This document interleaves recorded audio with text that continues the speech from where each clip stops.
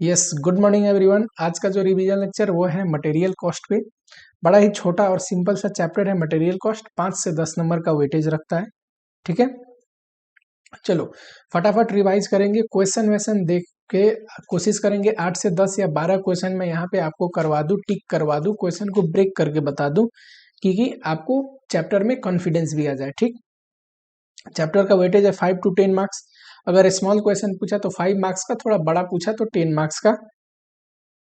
10 marks का कभी कभी पूछता है, वैसे क्वेश्चन का वेटेज है 5 मार्क्स। ठीक है, मटेरियल कॉस्ट में कुछ बेसिक चीजें आपको देखनी है कि मटेरियल कॉस्ट क्या होता है। ठीक, उसके बाद सबसे जो इंपॉर्टेंट पार्ट है वो मटेरियल कॉस्ट कंट्रोल का टेक्निक, क्योंकि अगर आप कॉस्टिंग पढ़ते हो और कॉस्ट कंट्रोल करना नहीं आता तो कॉस्टिंग पढ़ने का क्या फायदा।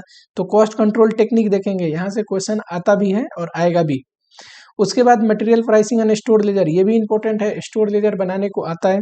ठीक, और लास्ट जो है, ये जो 3 पोर्शन है ना, यही प्रैक्टिकल, यही एग्जामिनेशन पॉइंट ऑफ व्यू से इंपॉर्टेंट है। यही 3 पे क्वेश्चन पूछना है। और लास्ट जो है ट्रीटमेंट ऑफ मटेरियल लॉस, ये थ्योरेटिकल पोर्शन है। देखो अब होता क्या है कि जो मटेरियल कॉस्ट कंट्रोल के टेक्निक है, टेक्निक तो वैसे बहुत सारे हैं, जो प्रैक्टिकल पोर्शन है वो यहाँ पे कवर करेंगे। यहाँ पे fixing of various level, inventory level and EOQ, ये वाला, और इन्वेंट्री यूसेज रेशियो में इन्वेंट्री टर्नओवर रेशियो और होल्डिंग पीरियड, बस इतना।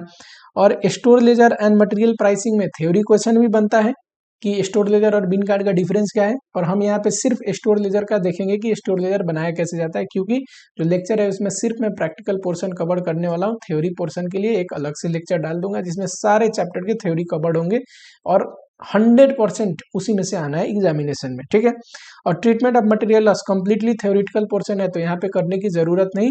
ये जब थ्योरी क्वेश्चन का लेक्चर डलेगा वहां पे कवर हो जाएगा। ठीक, चलो फटाफट उठाते हैं और बारी बारी रिवाइज करते हैं कॉन्सेप्ट को।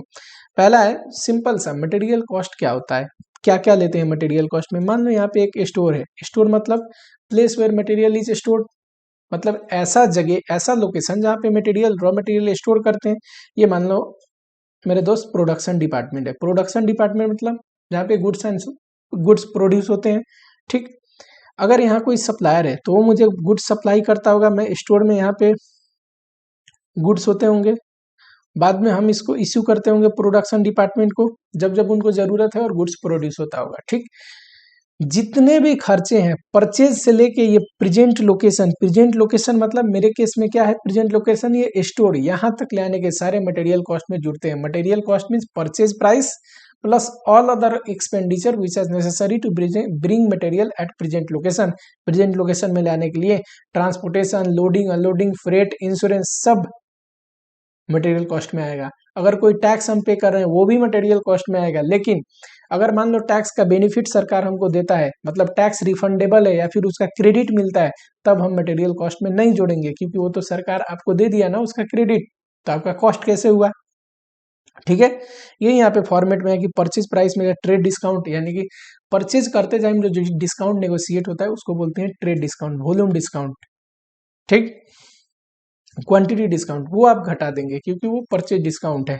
और नेट परचेज प्राइस आएगा, उसमें सारे टैक्स वगैरह खर्चे वगैरह जोड़ दोगे, ऑटोमेटिक आ जाएगा टोटल कॉस्ट ऑफ मटेरियल। ठीक, खर्चे में every expenditure to bring material at present location, यहाँ तक लाने के लिए मटेरियल के लिए जितने भी खर्चा लगेगा सब जोड़ना है आपको। ठीक है, चलो टोटल कॉस्ट आ जाएगा, यूनिट से डिवाइड कर दोगे कॉस्ट पर यूनिट आ जाएगा। अब 2-3 चीज ध्यान देना आपको।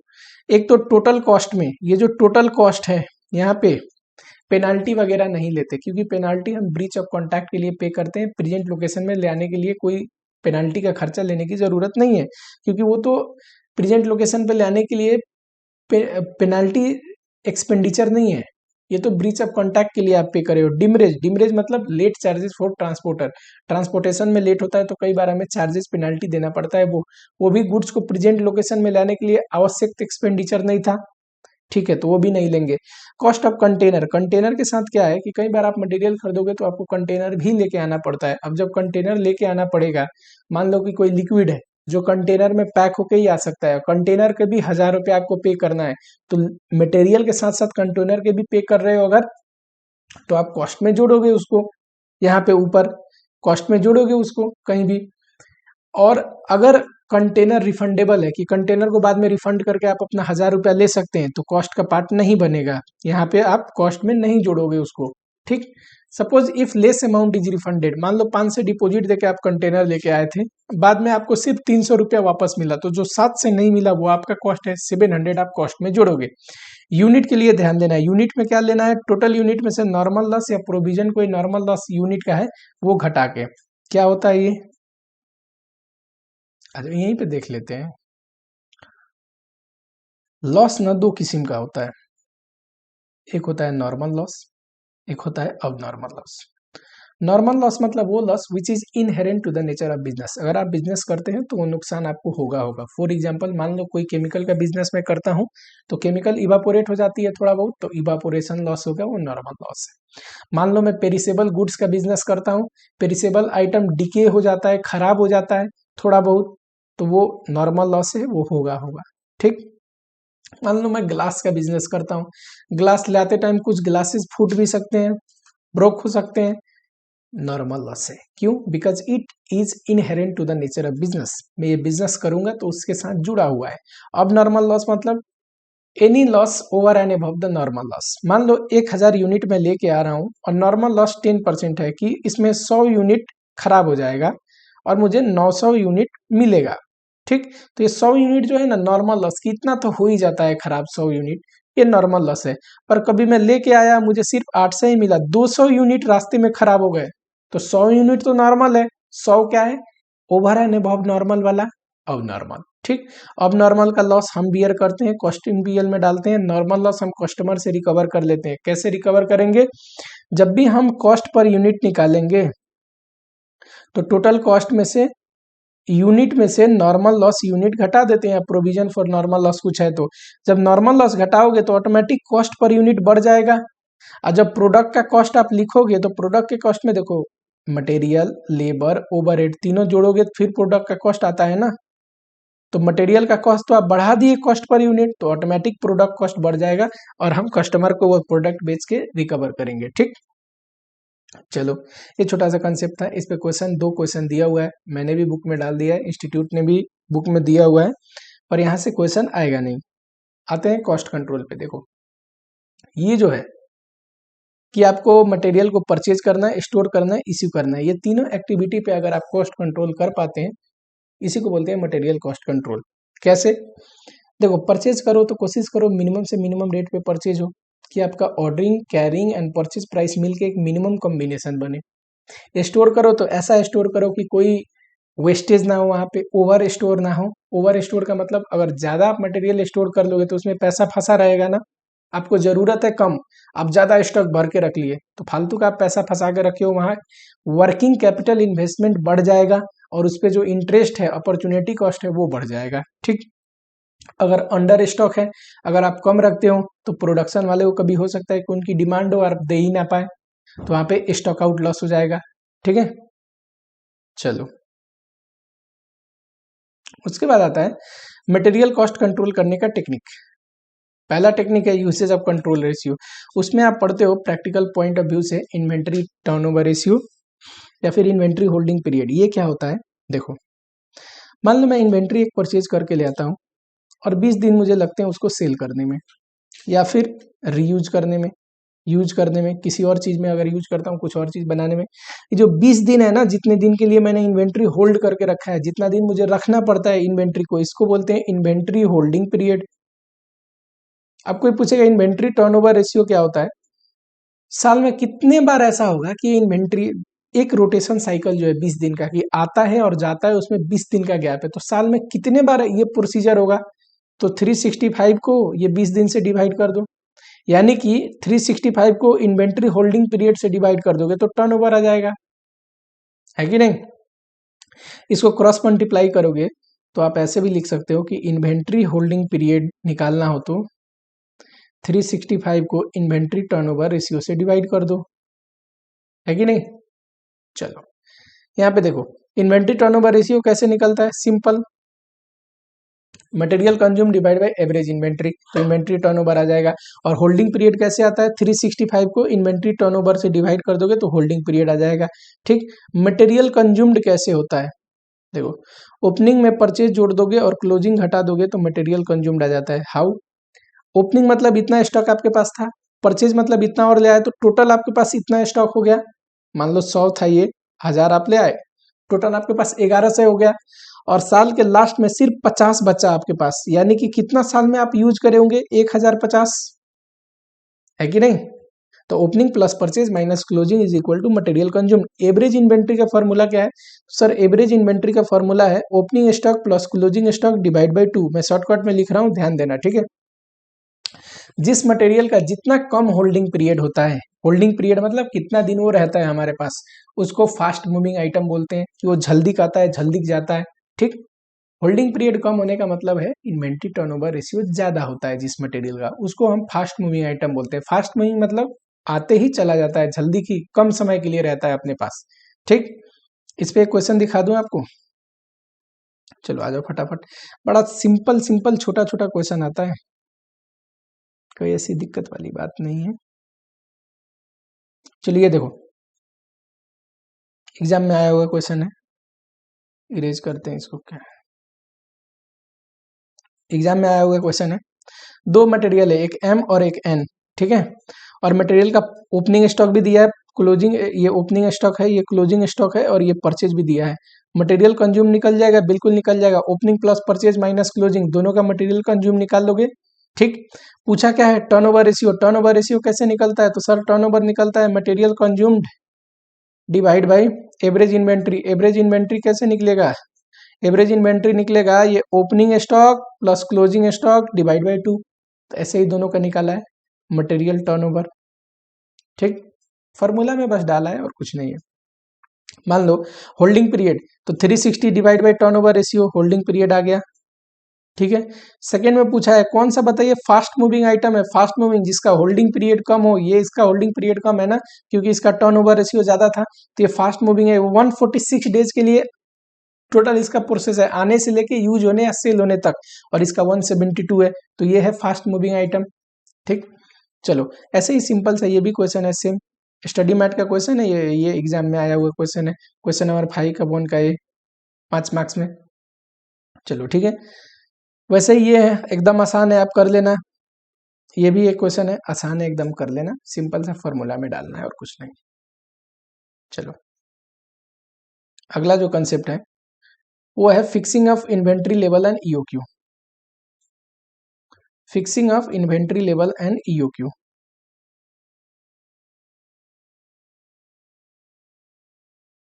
Fixing of inventory level and EOQ.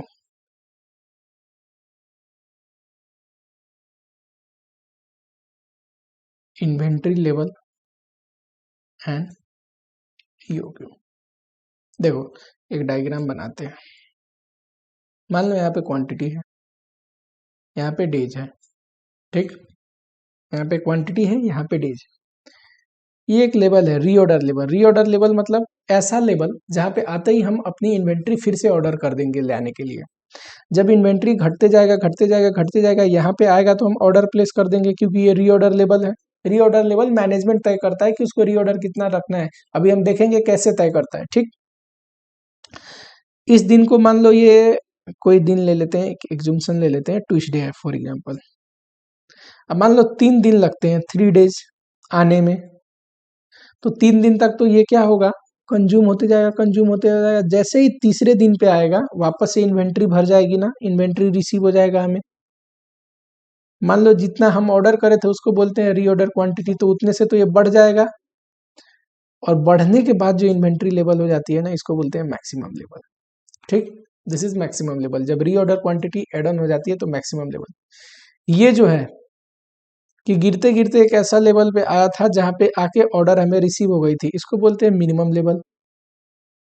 Minimum level ऐसा लेवल है कि वो उससे नीचे नहीं आनी चाहिए, उतने तक हमें इन्वेंट्री फिर से रिफिल हो जानी चाहिए। कई बार इसको सेफ्टी स्टॉक भी बोलते हैं।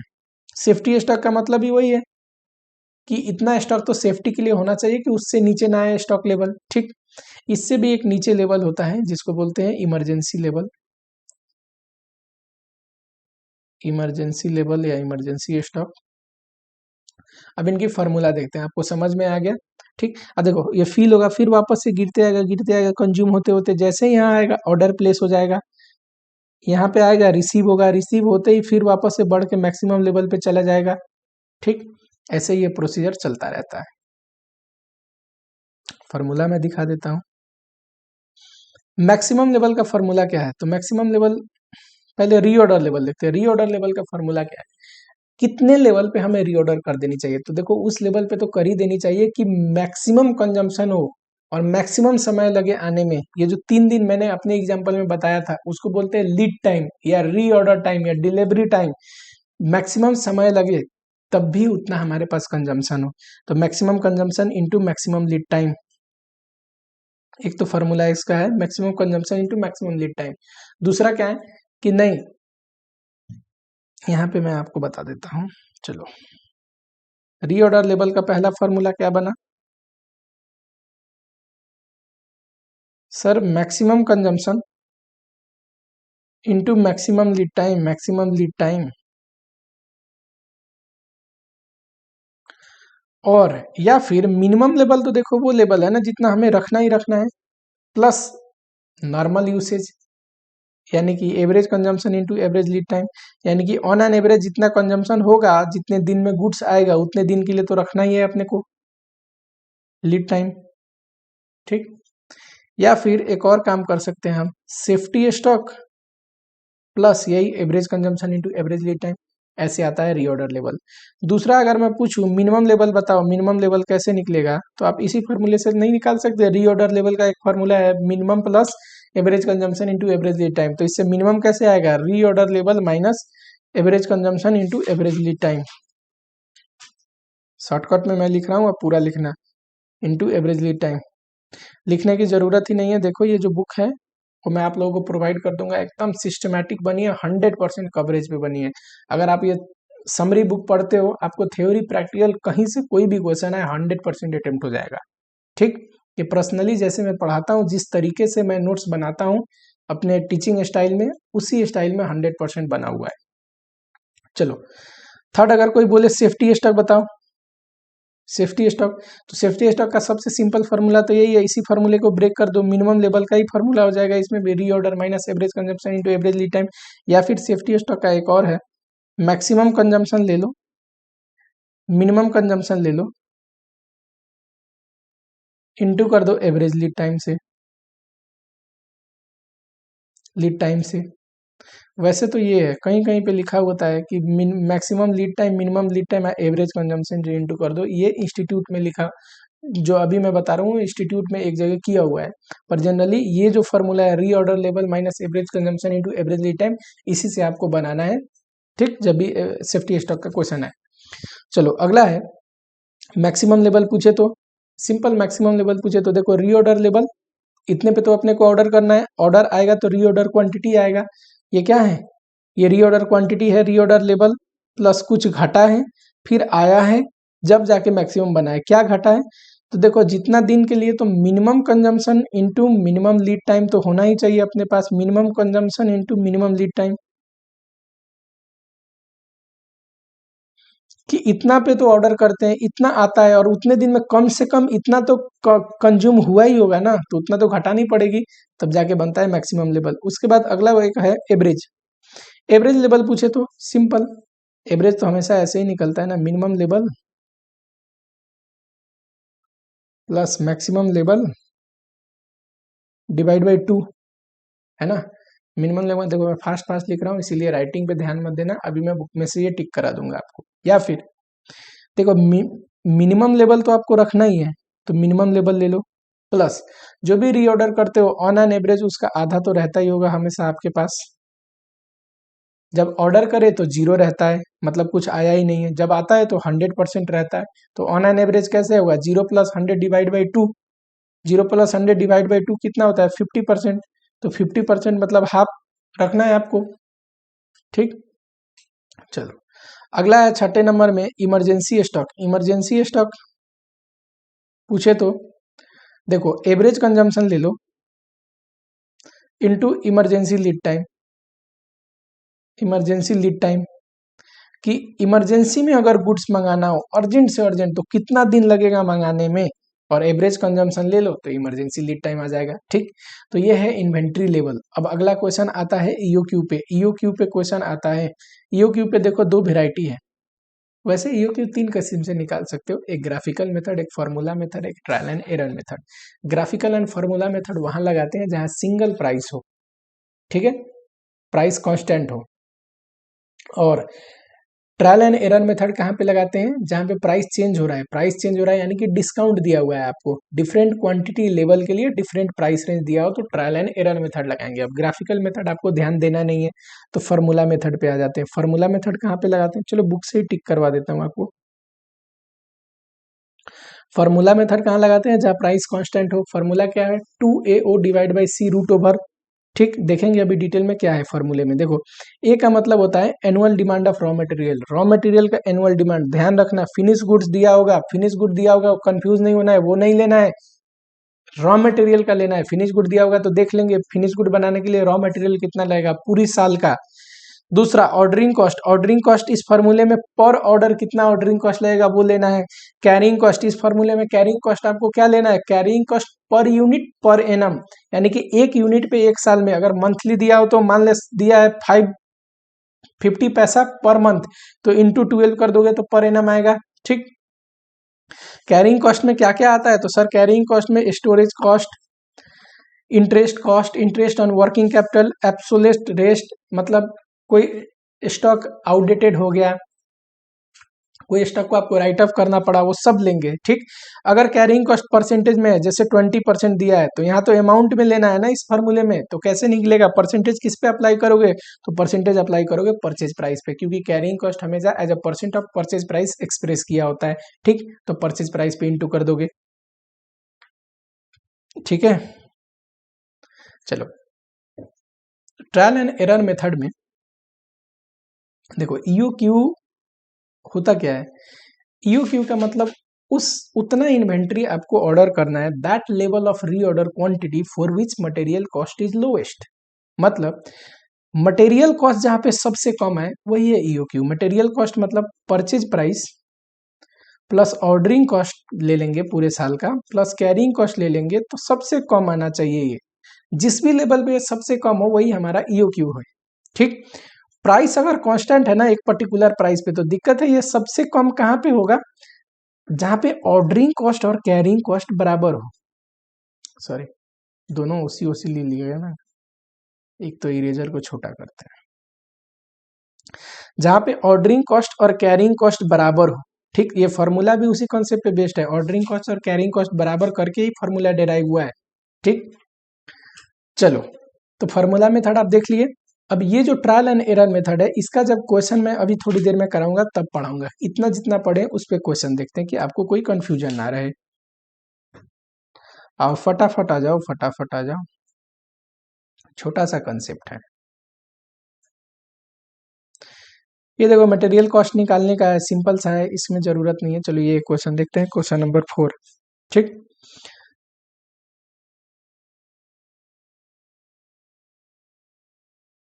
देखो मटेरियल कॉस्ट जो मैंने बोला ना, purchase cost plus ordering plus carrying, इसी को वेरिएबल कॉस्ट भी बोलते हैं। कई बार क्वेश्चन में वेरिएबल कॉस्ट बोल देगा, क्यों, because material cost is a part of variable cost, तो आप कंफ्यूज मत होना। ठीक है, चलो एनुअल डिमांड दिया है, ये ए है।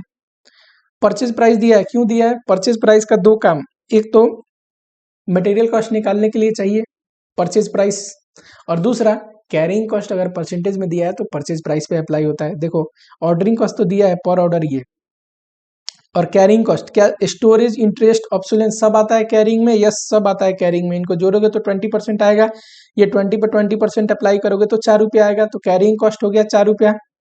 ठीक, अब पूछा है पहले में ईओ क्यू निकालिए, ईओ क्यू का फॉर्मूला क्या है, तो E O Q is equal to 2AO divide by C, अभी पढ़ाया रूट ओवर। ठीक है, 2 इंटू एनुअल रिक्वायरमेंट कितना है 5000, इंटू ऑर्डरिंग कॉस्ट कितना है 16 रुपया, डिवाइड बाई कैरिंग कॉस्ट कितना है 4, रूट ओवर कर दोगे। ठीक, तो ये आ जाएगा ईओ क्यू। उसके बाद पूछता है, मान लो ईओ क्यू यहाँ पे आएगा जब आप करोगे तो 200। उसके बाद पूछता है वेरिएबल कॉस्ट निकालिए, यानी कि परचेज प्राइस, ऑर्डरिंग कॉस्ट और कैरिंग कॉस्ट का सम बताइए। परचेज प्राइस कितना साल में परचेज करना है हमें 5000, और परचेज प्राइस कितना है 20 रुपया। ऑर्डरिंग कॉस्ट कैसे निकलेगा? तो ordering cost, total ordering cost निकलता है, आ जाओ मैं आपको यहाँ पे टिक भी करवा देता हूँ, कॉन्सेप्ट वाली बुक में यही चीज़ पढ़ा रहा हूँ तो यहाँ पे पढ़ा ही देता हूँ। मटेरियल कॉस्ट या फिर वेरिएबल कॉस्ट बोलेगा आपको, इसको वेरिएबल कॉस्ट बोलेगा। कैसे निकलता है? परचेज कॉस्ट ले लेना है, ऑर्डरिंग कॉस्ट, कैरिंग कॉस्ट और जोड़ देना है, ठीक। ट्रायल एंड एरर मेथड में इसी को जहाँ सबसे मिनिमम आएगा मटेरियल कॉस्ट उसको हम सिलेक्ट करते हैं, ठीक। परचेज कॉस्ट कैसे निकलता है? तो एनुअल रिक्वायरमेंट में परचेज प्राइस जोड़ दो, सॉरी इंटू कर दो, परचेज कॉस्ट आ जाएगा। ऑर्डरिंग कॉस्ट कैसे निकलता है? ऑर्डरिंग कॉस्ट निकलता होगा number of order into ordering cost. साल में कितने बार ऑर्डर देना है इंटू ऑर्डरिंग कॉस्ट कर दो। साल में कितने बार ऑर्डर देना है कैसे निकलेगा? एनुअल क्वांटिटी ले लो और डिवाइड कर दो, एक बार कितना आप ऑर्डर कर रहे हो रीऑर्डर क्वांटिटी से, ठीक। मान लो आपको 12,000 यूनिट मंगाने हैं साल में, ये और साल में आप 2 बार मंगाते हो, है ना। तो कैसे निकलेगा? सॉरी, 12,000 यूनिट आपको मंगाने हैं और एक बार में आप 4,000 मंगाते हो, तो साल में कितनी बार मंगानी पड़ेगी? 3 बार मंगानी पड़ेगी। 12,000 डिवाइड बाई एक बार कितना मंगाते हो आप? 4,000, ठीक। सिंपल है। कैरिंग कॉस्ट कैसे निकलता है? टोटल, तो पर यूनिट कैरिंग कॉस्ट ले लो और इंटू कर दो एवरेज इन्वेंट्री, जो इन्वेंट्री आप रखे हो एवरेज उसी पे लगता है ना। एवरेज इन्वेंट्री निकालने का 2 फॉर्मूला है, minimum plus maximum divide by 2। Question में ये वाला फॉर्मूला लगा नहीं सकते आप, क्यों? क्योंकि देगा ही नहीं मिनिमम मैक्सिमम लेवल, ईओक्यू में मिनिमम मैक्सिमम लेवल नहीं देता है। तो आप लगाओगे मिनिमम प्लस हाफ ऑफ आरओक्यू। अब ये मिनिमम जब दिया ही नहीं है तो बच गया बस हाफ ऑफ आरओक्यू, ठीक। ऐसे निकलता है, याद रहेगा। इस फॉर्मूले को आप यहाँ पे लिख लो। मैंने इसलिए नहीं लिखा क्योंकि ये बहुत बेसिक है, पर आप लिख लो यहाँ पे। चलो अब आ जाए क्वेश्चन पे वापस। अभी मैंने बताया यहाँ पे कैसे निकलेगा। अगर ऑर्डरिंग कॉस्ट निकालना हो तो सर 5,000 करना है, 5,000 करना है, एक बार में 200 ऑर्डर करते हैं और ऑर्डरिंग कॉस्ट 16 रुपया है। वैसे ही कैरिंग कॉस्ट कैसे निकलेगा? सर 4 रुपया है और हाफ ऑफ आरओक्यू, आरओक्यू कितना है? रीऑर्डर क्वांटिटी 2 से निकल जाएगा। वैसे ही बोला है आप प्राइस को 12.8 लीजिए और फिर से ईओक्यू और वेरिएबल कॉस्ट निकालिए। ईओक्यू का फॉर्मूला ये है, प्राइस जब चेंज हो जाएगा तो कैरिंग कॉस्ट भी चेंज हो जाएगा। नया कैरिंग कॉस्ट निकालोगे 20% किसका लगाओगे? अब 12.8 का। और जब वेरिएबल कॉस्ट लोगे तो यहाँ पे चेंज हो जाएगा और ये तो चेंज हो ही जाएगा, ठीक। आओ फटाफट फटाफट आओ। चलिए यहाँ पे इन्वेंट्री लेवल का क्वेश्चन है, बताओ फटाफट। 2 है ए और बी, नॉर्मल यूसेज दिया है, मैक्सिमम एवरेज ए और बी दोनों का ही है, ये ए का भी इतना ही है बी का भी इतना ही है, अलग अलग दिया नहीं है, ठीक है। रीऑर्डर क्वांटिटी दिया है ए और बी दोनों का, रीऑर्डर पीरियड भी दिया है। देखो ए का दिया है 4-6, यानी कि ये मैक्सिमम होगा ये मिनिमम होगा। अगर एवरेज बोले तो दोनों को जोड़ के डिवाइड बाई 2 कर दो, 5 आएगा। वैसे ही बी का मिनिमम मैक्सिमम दिया है, मिनिमम 2 मैक्सिमम 4, तो एवरेज बोले तो 3 आएगा, दोनों को जोड़ के डिवाइड बाई 2 कर दो, ठीक। बताओ रीऑर्डर लेवल पूछ रहा है, रीऑर्डर लेवल का फॉर्मूला क्या पढ़ा था हमने? Maximum consumption into maximum lead time, यही पढ़ा था, मैक्सिमम लीड टाइम। मैं शॉर्टकट में लिख रहा हूँ, पूरा लिखना है। Maximum consumption into maximum lead time, maximum consumption क्या है? 75। मान लो ए का निकाल रहे हैं 75, मैक्सिमम लीड टाइम, ए का लीड टाइम मैक्सिमम कितना है? 6। वैसे ही बी का निकाल रहे हैं तो 75 इंटू 4, ठीक है, आसान है। चलो मिनिमम लेवल पूछ रहा है, मिनिमम लेवल का फॉर्मूला क्या है? तो रीऑर्डर लेवल में से sir average consumption into average lead time आप घटा दो, एवरेज लीड टाइम आप घटा दो, ठीक है। रीऑर्डर लेवल क्वेश्चन नंबर 1 में निकाले ही हो। एवरेज कंजम्पशन कैसे निकलेगा? सर ये दिया हुआ है ना, एवरेज कंजम्पशन 50 पर वीक। एवरेज लीड टाइम कैसे निकलेगा? सर एवरेज लीड टाइम दिया है ए का 5, हमने निकाल लिया ना एवरेज करके, मिनिमम मैक्सिमम दिया है तो, और बी का 3, आराम से हो जाएगा।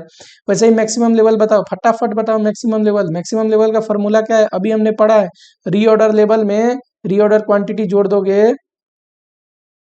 और minus minimum consumption into minimum lead time, minimum consumption into minimum lead time, minimum lead time, तो आ जाएगा। रीऑर्डर लेवल दिया हुआ है, ठीक है। Reorder quantity, reorder level 1 number में करे हो। रीऑर्डर क्वांटिटी कहाँ पे है? तो रीऑर्डर क्वांटिटी सर यहाँ पे दिया हुआ है, और minimum consumption into minimum lead time, तो आराम से कर लोगे। मिनिमम कंजम्पशन कितना है? 25। मिनिमम लीड टाइम कितना है? ए के लिए 4, बी के लिए 2।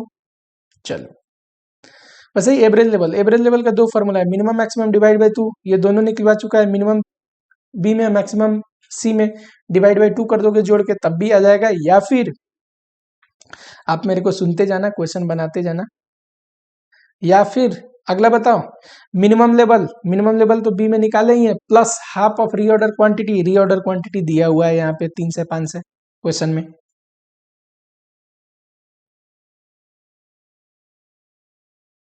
चलो ये देखते हैं, कहता है रीऑर्डर लेवल बताइए, मैक्सिमम लेवल बताइए, minimum level, danger level.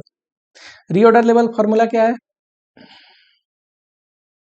Reorder level, अच्छा देखो, रीऑर्डर क्वांटिटी निकालने के लिए एक दिया है। रीऑर्डर क्वांटिटी मतलब वही, जब तक कुछ ना बोले रीऑर्डर क्वांटिटी और ईओक्यू सेम मानते हैं हम, कि जितना ऑर्डर करना चाहिए और जितना ऑर्डर कर रहे हैं। ईओक्यू मतलब इतना करना चाहिए मटेरियल कॉस्ट को कम करने के लिए, उतना ही हम रीऑर्डर क्वांटिटी मानते हैं। ठीक, कॉस्ट ऑफ प्लेसिंग ऑर्डर, ये ऑर्डरिंग कॉस्ट है 20 रुपीज। ये क्या है? Number of unit, annual requirement है। परचेज प्राइस इंक्लूसिव, ये परचेज प्राइस है। और ये क्या है सर? ये है carrying cost 5 rupees. EO Q निकल जाएगा 2AO डिवाइड बाई सी करके, यस निकल जाएगा आराम से। रूट अंडर 2 इंटू ए कितना है? 5000 इंटू ओ कितना है? ओ है सर 20 रुपीज, डिवाइड बाई सी कितना है? सी है सर 5 रुपीज, आ जाएगा आंसर। ठीक, उसके बाद पूछता है, सबसे पहले देखो क्या पूछता है, ये तो मैक्सिमम लेवल में काम आएगा, पर मैंने निकलवा दिया यहाँ पे रीऑर्डर लेवल। रीऑर्डर लेवल का फॉर्मूला क्या है बताओ फटाफट। सबसे पहला वाला, maximum consumption into maximum lead time. Maximum consumption into maximum lead time, ये दिया हुआ है ना, मैक्सिमम लीड टाइम 15 दिन, मैक्सिमम कंजम्पशन 20 इंटू कर दोगे आ जाएगा। दूसरा मैक्सिमम लेवल रीऑर्डर लेवल अभी निकाले हैं, रीऑर्डर क्वांटिटी इधर से ये डाटा जो दिया है इससे निकल जाएगा, minus minimum consumption into minimum lead time. Minimum consumption into minimum lead time, minimum consumption क्या है देखो फटाफट, मिनिमम कंजम्पशन ये रहा। अच्छा दिया नहीं है, चलो एवरेज दिया है, मैक्सिमम दिया है, मिनिमम निकल जाएगा। एवरेज का फॉर्मूला क्या है? एवरेज का फॉर्मूला है sir maximum plus minimum divide by 2। Maximum plus minimum divide by 2। अब देखो एवरेज दिया हुआ है, मैक्सिमम दिया हुआ, तो इस फॉर्मूले में मिनिमम निकल जाएगा। ठीक, मिनिमम कंजम्पशन निकल जाएगा, मिनिमम लीड टाइम दिया है, इंटू कर दोगे आराम से आ जाएगा और डाल दोगे इसमें फॉर्मूले में। तीसरा है मिनिमम लेवल। मिनिमम लेवल का फॉर्मूला क्या है सर? मिनिमम लेवल का फॉर्मूला है रीऑर्डर लेवल में से average consumption into average lead time. Reorder level 1 number में निकाल चुके हैं, average consumption into average lead time. Average consumption ये रहा 15 unit per day, average lead time ये रहा 10 दिन। चलो अगला पढ़ो, अगला है डेंजर स्टॉक। डेंजर स्टॉक का क्या पढ़ाया था मैंने फॉर्मूला? एवरेज कंजम्पशन ले लो, एवरेज कंजम्पशन सर ये रहा 15 यूनिट, इंटू करना है क्या? इमरजेंसी लीड टाइम, की कम से कम इमरजेंसी पीरियड में भी मंगाना हो तो कितने दिन में आ सकता है? 4 डेज में आ सकता है, इमरजेंसी लीड टाइम दिया हुआ है 4, आराम से निकल जाएगा। चलो आगे बढ़ो फटाफट। अच्छा ये बताना, टेस्ट नॉलेज का क्वेश्चन है, यहाँ पे दिया हुआ है। Company manufacture special product which require component alpha, the following particular are given. देखो अल्फा का एनुअल डिमांड है, ये ए है, ईओक्यू के फॉर्मूला में जो ए है annual demand. Cost of placing order, ordering cost है। कॉस्ट पर यूनिट, ये परचेज प्राइस है। और ये क्या है? ये मेरे दोस्त है कैरिंग कॉस्ट, परसेंटेज में दिया है। कैसे निकलेगा कैरिंग कॉस्ट? परसेंटेज में दिया हो तो परचेज प्राइस पे इंटू करके इसका इंटू करोगे कितना आएगा? 80 रुपीज आएगा। ठीक, पूछता क्या है? इकोनॉमिक ऑर्डर क्वांटिटी निकालिए, बताइए। इकोनॉमिक ऑर्डर क्वांटिटी का फॉर्मूला यही है ना, इसमें डालोगे 2 into A 8000 into O 200 divide by C 80 200। अगला पूछता है वेदर क्वांटिटी डिस्काउंट एक्सेप्ट करे कि ना। क्वांटिटी डिस्काउंट एक्सेप्ट करे कि ना करे, उसके लिए जरूरी है, देखो ऊपर बोल रहा है कि अब हम 4% अगर 4000 खरीदेंगे ना तो 4% हमें डिस्काउंट मिलेगा, तो डिस्काउंट एक्सेप्ट करे कि ना। देखो जो ईओक्यू आ रहा है ना, ईओक्यू अपना आ रहा है 200 यूनिट, इस पे आप मटेरियल कॉस्ट निकाल लो, यानी कि परचेज प्राइस और ऑर्डरिंग कॉस्ट और कैरिंग कॉस्ट कितना आता है। और अब जो आपको क्वांटिटी ऑर्डर करना है वो है 4000, इस पे आप निकाल लो purchase cost, ordering cost, carrying cost. अगर ये कम आता है तो हम एक्सेप्ट करेंगे डिस्काउंट, वैसे आएगा नहीं तो हम नहीं करेंगे डिस्काउंट। ठीक है, परचेज प्राइस कैसे निकलेगा? एनुअल रिक्वायरमेंट में परचेज प्राइस इंटू कर दो, ये रहा। पर इसके लिए देखो एनुअल रिक्वायरमेंट तो सेम ही रहेगा, पर परचेज प्राइस चेंज हो जाएगा। परचेज प्राइस 4 से नहीं ले सकते, डिस्काउंट है ना 4%, 4% डिस्काउंट है ना 384। वैसे ही कैरिंग कॉस्ट भी चेंज हो जाएगा, जब परचेज प्राइस चेंज हो जाएगा तो कैरिंग कॉस्ट भी चेंज हो जाएगा। अब न्यू जो परचेज प्राइस है उस पर कैरिंग कॉस्ट लगाओगे और जिसमें भी कम आएगा कॉस्ट वो लोगे। देखो डिस्काउंट एक्सेप्ट कर रहे हो तो यहाँ हिंट में मैंने आंसर का समरी दिया हुआ है, इसमें टोटल कॉस्ट इतना आएगा, इसमें इतना आएगा, करना चाहिए कि नहीं? तो डिस्काउंट एक्सेप्ट नहीं करना चाहिए, ये है ना कॉस्ट फ्रेंडली। आ जाओ आगे आ जाओ फटाफट फटाफट। इस क्वेश्चन का जो ट्रिकी पॉइंट है बस ये है, इसको अगर आप समझ गए ऑटोमेटिक सारा क्वेश्चन बन जाएगा। 3 प्रोडक्ट दिया हुआ है ABC, तीनों का कंजम्पशन रेट दिया है कि फिनिश गुड्स में कितना यूनिट लगता है बनाने में, 1 यूनिट एक फिनिश गुड्स में। रीऑर्डर क्वांटिटी दिया हुआ है, रीऑर्डर क्वांटिटी का मतलब क्या होता है? रीऑर्डर लेवल दिया हुआ है। चलो पूछता है मिनिमम स्टॉक ऑफ ए बताइए, मिनिमम स्टॉक का फॉर्मूला क्या है? रीऑर्डर लेवल माइनस बताओ average consumption into average lead time. मैं पूरा नहीं लिख रहा हूं, अब पूरा लिखना, ठीक है? एग्जामिनेशन में कोई कंजूसी नहीं। अरे reorder level minus average consumption into average lead time. देखो रीऑर्डर लेवल तो दिया है एक का 10,000, average consumption into average lead time, average lead time भी दिया है, एवरेज लीड टाइम क्या है? ये 2। एवरेज कंजम्पशन कैसे निकलेगा? क्या सर ये है एवरेज कंजम्पशन, ये जो मिनिमम मैक्सिमम और एवरेज दिया हुआ है? नहीं, ये प्रोडक्शन ऑफ फिनिश गुड दिया है, प्रोडक्शन दिया है।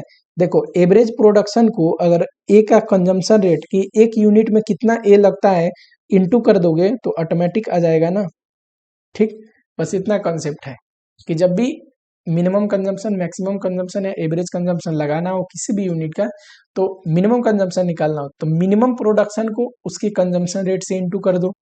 फॉर एग्जाम्पल दूसरा देखते हैं, पूछता है मैक्सिमम स्टॉक बताइए बी का। मैक्सिमम स्टॉक का फॉर्मूला क्या है? Reorder level plus ROQ reorder quantity into minimum consumption into minimum lead time, यही है। चलो रीऑर्डर क्वांटिटी दिया है, यस दिया है, रीऑर्डर लेवल दिया है, यस दिया है, ये है रीऑर्डर लेवल और ये है reorder quantity. 4750 plus 5000 minus minimum consumption into minimum lead time. बताओ मिनिमम लीड टाइम तो सर ये रहा 3, मिनिमम कंजम्पशन क्या है? तो मिनिमम प्रोडक्शन ले लेंगे, मिनिमम प्रोडक्शन ले लेंगे और उसमें 1 यूनिट मिनिमम प्रोडक्शन बनाने के लिए बी का 4 चाहिए 1 यूनिट, तो 4 से इंटू कर देंगे तो मिनिमम कंजम्पशन आ जाएगा, ठीक? ऐसे ही आप निकाल लेना, आसान है। बस इसमें ट्रिकी पॉइंट यही था। चलो ये जो क्वेश्चन है ये अच्छा क्वेश्चन है। इस क्वेश्चन में क्या है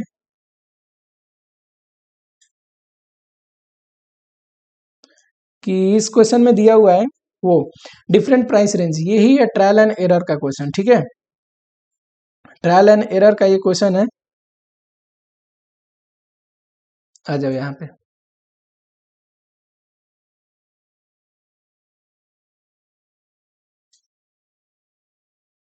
trial and error method. Trial and error method में देखो जितने भी क्वांटिटी लेवल होते हैं उसमें सबसे जो मिनिमम मटेरियल कॉस्ट जिस पे आता है उसी को हम लोग मानते हैं कि वो रीऑर्डर क्वांटिटी है,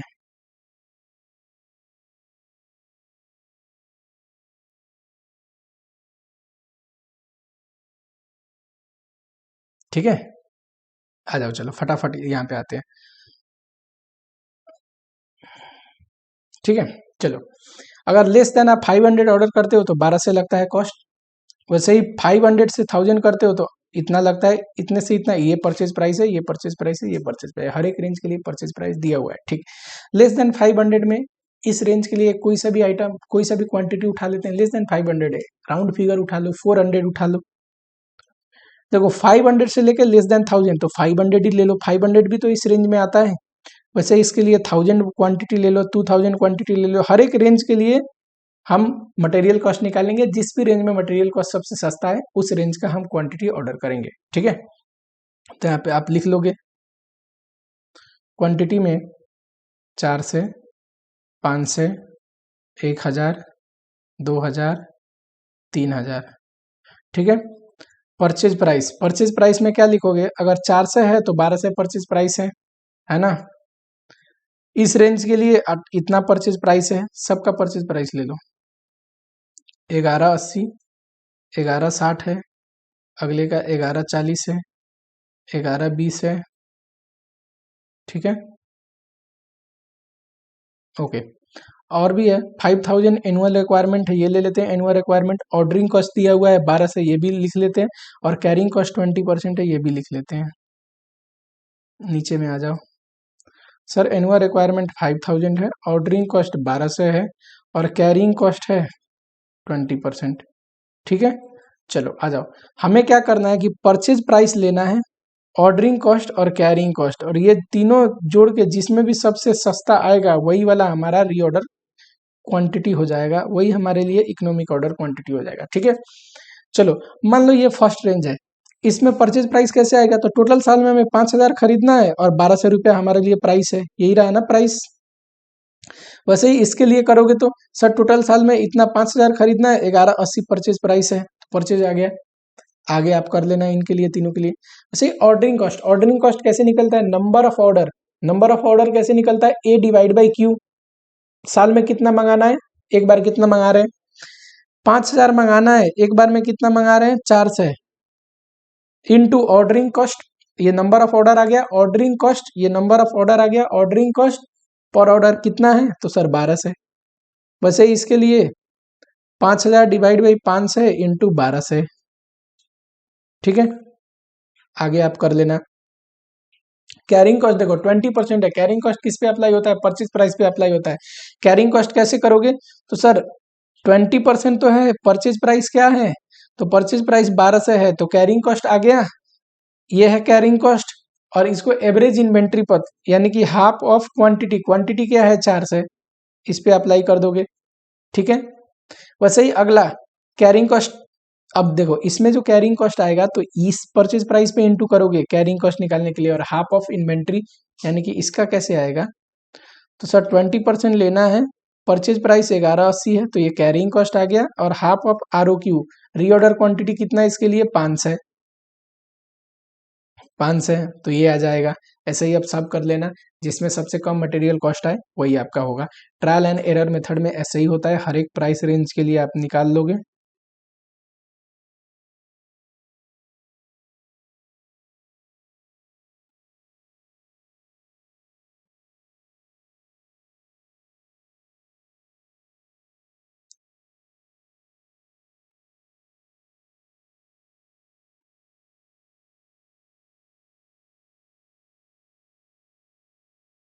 चलो आगे बढ़ते हैं, आसान है। देखो इसमें क्या है, एग्जाम में आया हुआ क्वेश्चन है, 4000 लीटर है क्वार्टरली क्या है प्रोडक्शन। तो एक तो 4000 को क्वार्टरली प्रोडक्शन है तो 4 करोगे तो एनुअल 16000 आ जाएगा। पर ये फिनिश गुड्स का प्रोडक्शन है, हमें एनुअल ए, ये जो EOQ में ए है ये क्या है? ये है annual requirement of raw material, तो रॉ मटेरियल का निकालना है, तो फिनिश गुड्स का प्रोडक्शन है। तो देखते हैं 2 kg लगता है रॉ मटेरियल हर एक 1 लीटर के लिए, इंटू 2 कर दोगे तो 32,000 आ जाएगा annual requirement of raw material. Placing the cost of placing order 40, तो ऑर्डरिंग कॉस्ट हो गया 40। परचेज प्राइस दिया हुआ है सर 50 रुपीज। कैरिंग कॉस्ट, क्या कैरिंग कॉस्ट में स्टोरेज कॉस्ट इंटरेस्ट कॉस्ट दोनों आता है? यस दोनों आता है, तो 6 + 2 8% हो गया। किस पे लगाएंगे 8%? तो इस पे लगाएंगे, 4 रुपया आएगा कैरिंग कॉस्ट, फार्मूला लगा दोगे। और मटेरियल कॉस्ट पूछेगा या इन्वेंट्री कॉस्ट, तो परचेज प्राइस भी, ऑर्डरिंग, कैरिंग, ये बार बार मैं निकाल के बता दिया हूँ, यही आपको लिखना है। देखो सारे क्वेश्चन ऐसे ही सिंपल होते हैं, आप आराम से कर सकते हो, इसमें कोई दिक्कत वाली बात नहीं। एक और क्वेश्चन चलो करवा देता हूँ, इसका थर्ड पार्ट देखते हैं। थर्ड पार्ट में क्या है? थर्ड पार्ट में है सर, देखो एडिशनल क्वेश्चन फॉर प्रैक्टिस वो क्वेश्चन है जो आपके अटेम्प्ट में आया तो नहीं है पर आने वाला है बहुत जल्दी, क्योंकि ये RTP के क्वेश्चन या पुराने सिलेबस में जो क्वेश्चन आया करते थे उसके मोस्ट इंपॉर्टेंट क्वेश्चन है, तो आपको तो इसको एकदम ध्यान देकर देखना है। और एडिशनल क्वेश्चन फॉर प्रैक्टिस मैंने बहुत सारे डाले हुए हैं, ठीक, तो ये इंपॉर्टेंट क्वेश्चन है, आ सकता है। चलो देखते हैं।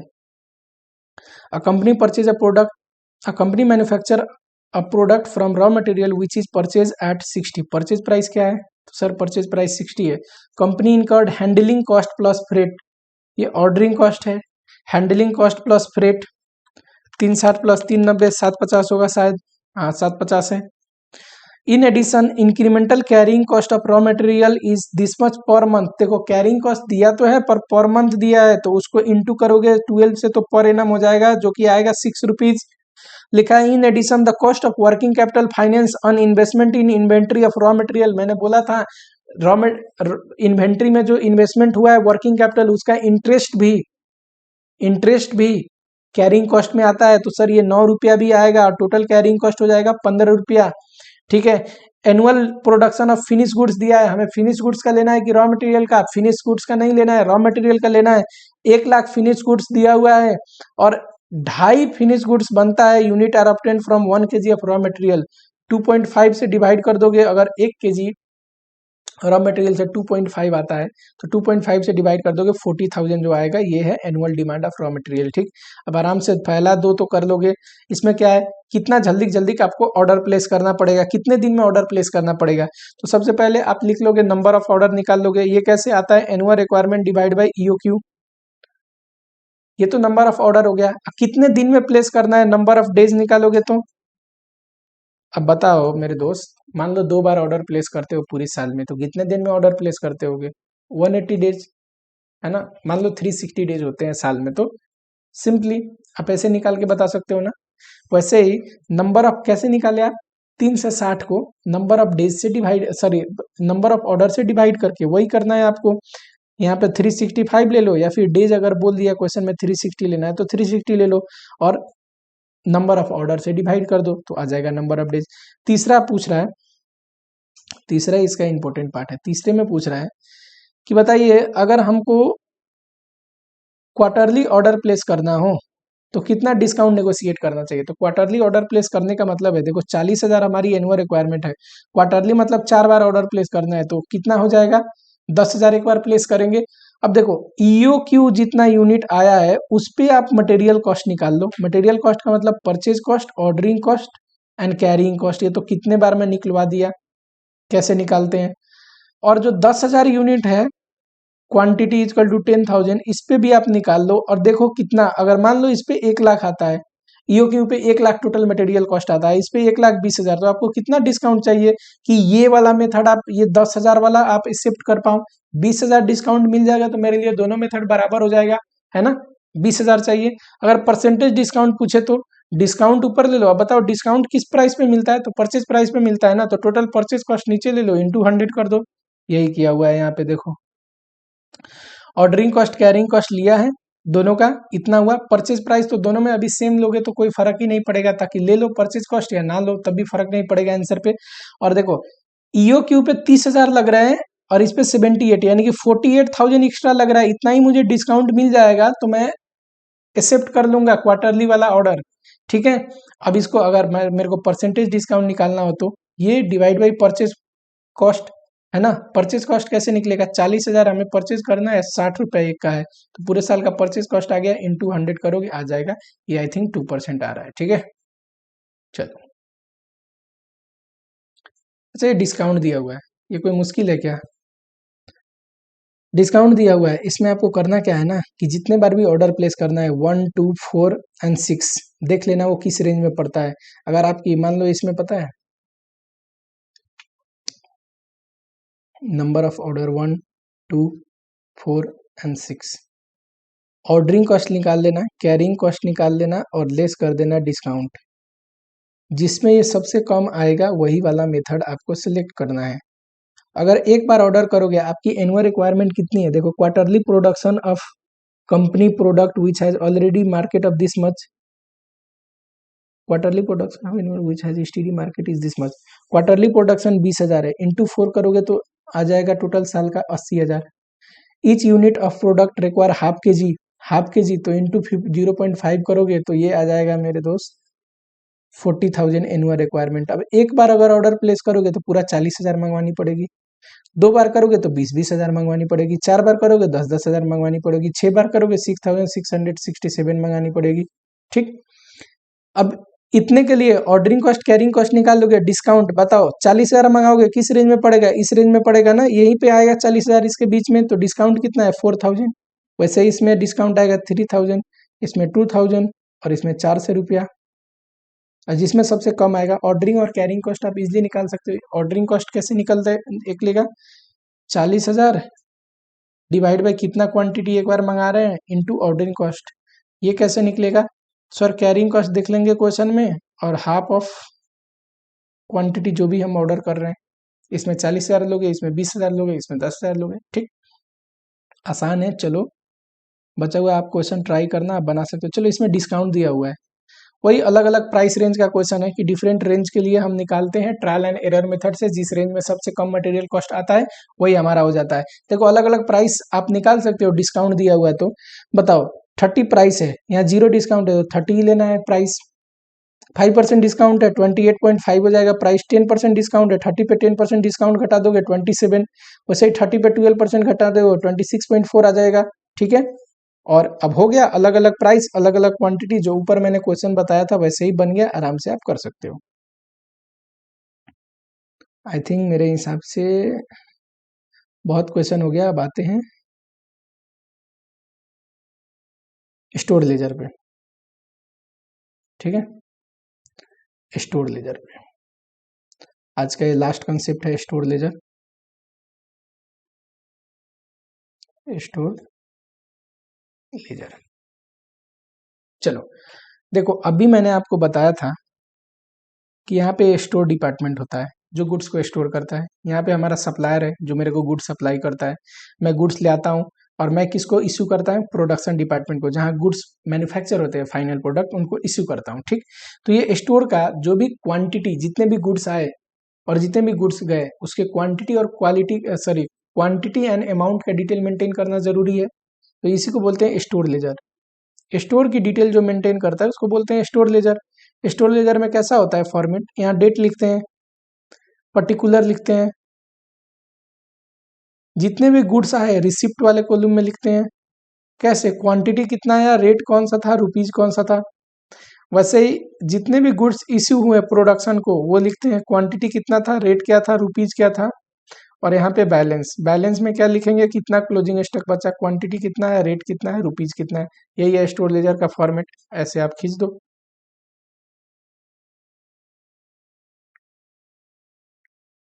ठीक है,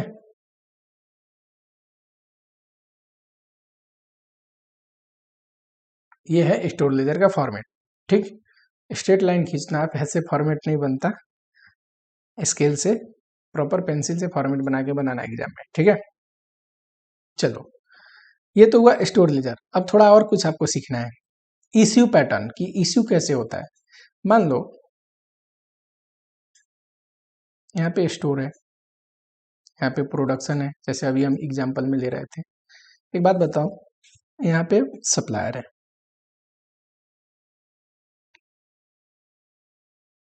एक बात बताओ, मान लो 1 तारीख को हमारे को मटेरियल आ रहा है 1000 यूनिट एट द रेट 10, 2 तारीख को आया फिर 1000 unit at the rate 12, 2 material मैंने खरीदा स्टोर में होगा। 3 तारीख को मुझे 15 से यूनिट इश्यू किया मैंने इस प्रोडक्शन को, 15 से यूनिट। अब कौन सा मटेरियल कितना, अगर मैं पूछूंगा क्लोजिंग स्टॉक कितना बचा, तो ये इसके लिए ये जानना जरूरी है कि मटेरियल कौन सा इश्यू हुआ है, ये इश्यू हुआ पहले कि ये इश्यू हुआ, तभी तो हमें पता चलेगा कि स्टॉक जो बचा है उसका वैल्यू कितना है। इसको बोलते हैं मटेरियल प्राइसिंग, किस प्राइस का मटेरियल बचा हुआ है और कौन सी प्राइस का मटेरियल इश्यू हो गया। इसके लिए बहुत सारे टेक्निक है मटेरियल प्राइसिंग के। फिलहाल तो आपको देखो बहुत टेक्निक है, एक तो कॉस्ट, दूसरा average method, cost price method, and third one is notional price method. देखो नोशनल प्राइस मेथड का, सॉरी, नोशनल प्राइस मेथड आपके सिलेबस में सिर्फ 3 है। नोशनल प्राइस मेथड में कुछ नहीं पढ़ना, एवरेज में सिर्फ वेटेड एवरेज पढ़ना है मटेरियल प्राइसिंग का, एंड कॉस्ट में 2 पढ़ना है, एक तो लिफो और दूसरा फीफो। और भी होता है HIFO, base stock, specific cost. इसमें होता है simple average, periodic average, moving average, simple periodic average, simple moving average, वैसे टाइप का, weighted moving average, weighted periodic average.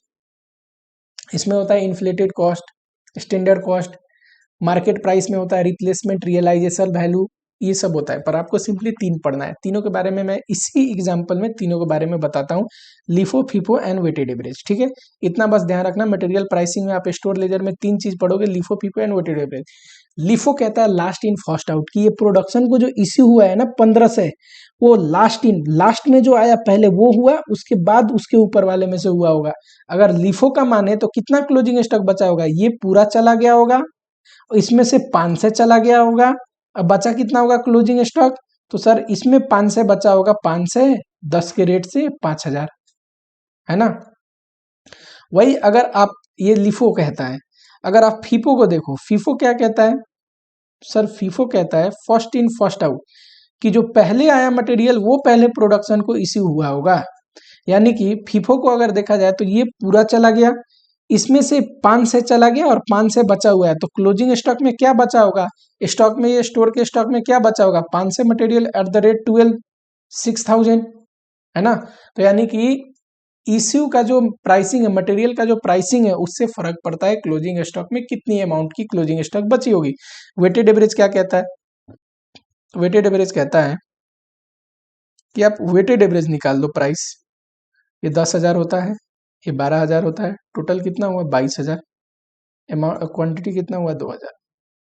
Weighted average price निकाल दो। वेटेड एवरेज प्राइस कैसे निकलता है, टोटल अमाउंट को टोटल क्वांटिटी से डिवाइड कर दो, जितना भी अमाउंट है, जितने भी मटेरियल खरीद के लाए हो, टोटल अमाउंट को टोटल मटेरियल जितनी भी क्वांटिटी है उससे डिवाइड कर दो।